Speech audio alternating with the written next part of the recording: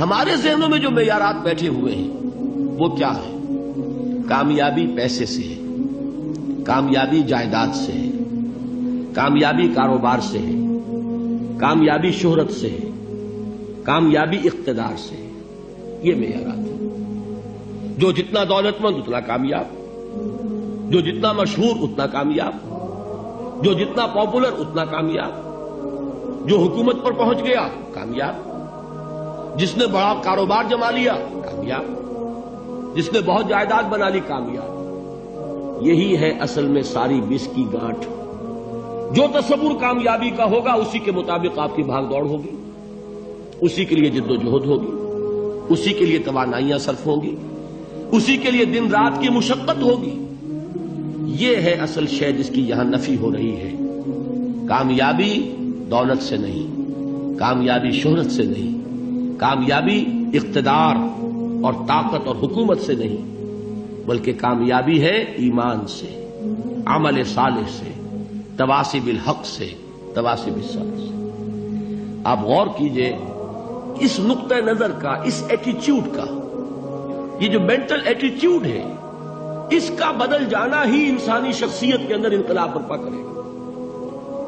اب آپ کا نتیجہ کیا نکلا؟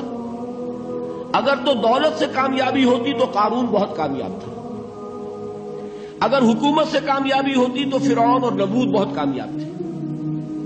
کامیابی ان سے نہیں ہے۔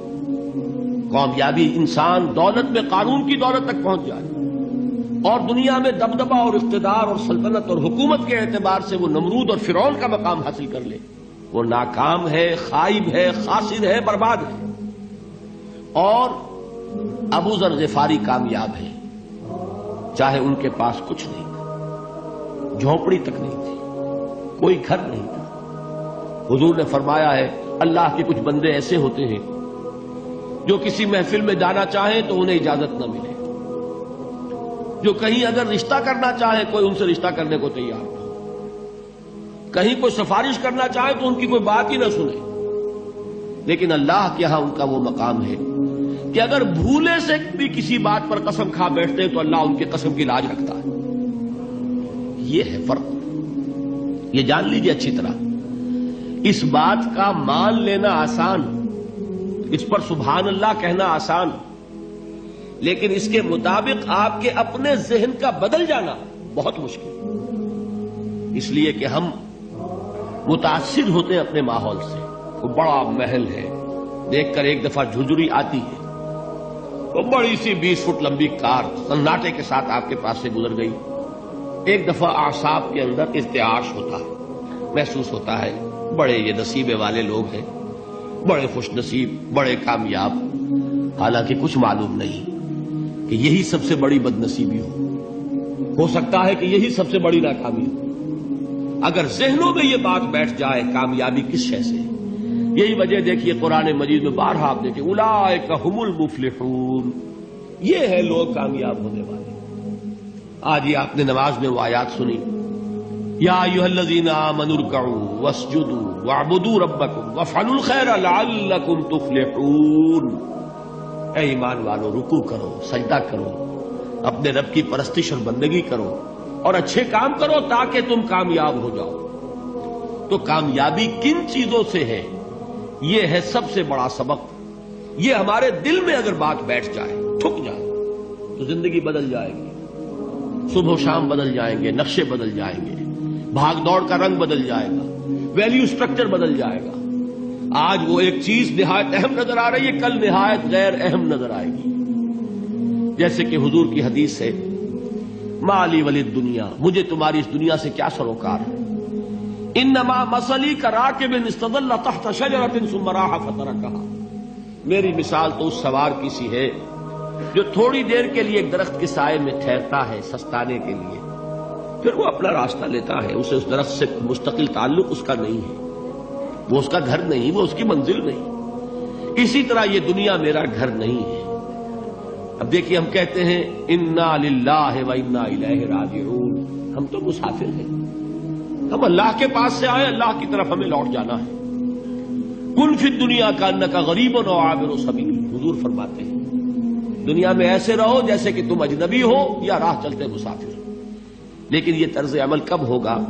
جبکہ یہ آیت ہمارے ذہنوں کے اندر بیٹھ گئی ہو، والعصر ان الانسان لفی خسر الا الذین آمنوا وعملوا الصالحات وتواصوا بالحق وتواصوا بالصبر۔ یہ ہے اصل بات جو میں نے عرض کیا تھا کہ میں بتاؤں گا صحابہ کیوں ایک دوسرے کو یاد دلاتے تھے۔ اس لیے کہ دیکھیے جیسے برف باری اگر ہو رہی ہو، آپ باہر نکلیں گے تو برف آپ کے کپڑوں پر جم جاتی ہے نا، تو آپ جھٹکتے ہیں کپڑوں کو تاکہ برف ہٹ جائے۔ ہمارے ایمان پر اس دنیا میں رہتے ہوئے جب ہم متاثر ہوتے ہیں ماحول سے تو گردہ آ جاتا ہے، برف پڑ جاتی ہے، اس کو جھٹکتے رہنے کی ضرورت ہے۔ اور وہ جھٹکنے کی بہترین اور مؤثر ترین شکل یہی ہے کہ یاد رکھو کامیابی ان چیزوں سے نہیں ہے۔ چمک دمک جو ہے دنیا کی، یہ ساری چمک دمک جو تمہیں رجھا رہی ہے، جو تمہیں اپنے اندر گم کیے ہوئے ہے، یہ لفظ گم پر اقبال کا وہ شعر یاد آ گیا کہ کافر کی یہ پہچان کے آفاق میں گم ہے، اور مومن کی یہ پہچان کہ گم اس میں ہے آفاق۔ تم گم نہ ہو کر رہ جاؤ، اس میں مبہوت نہ ہو کر رہ جاؤ، مرعوب نہ ہو کر رہ جاؤ، دنیا ہی کی محبت تمہارے اوپر ڈیرے نہ ڈال دے، تمہارے دلوں کے اوپر مسلط نہ ہو جائے۔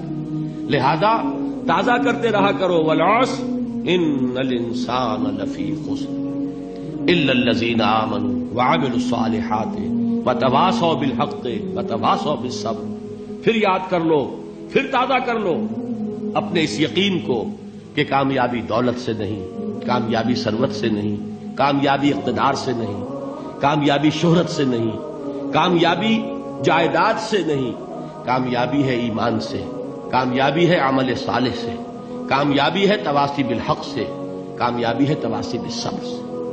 یہ چار چیزیں ہیں کہ جو کامیابی کے لوازم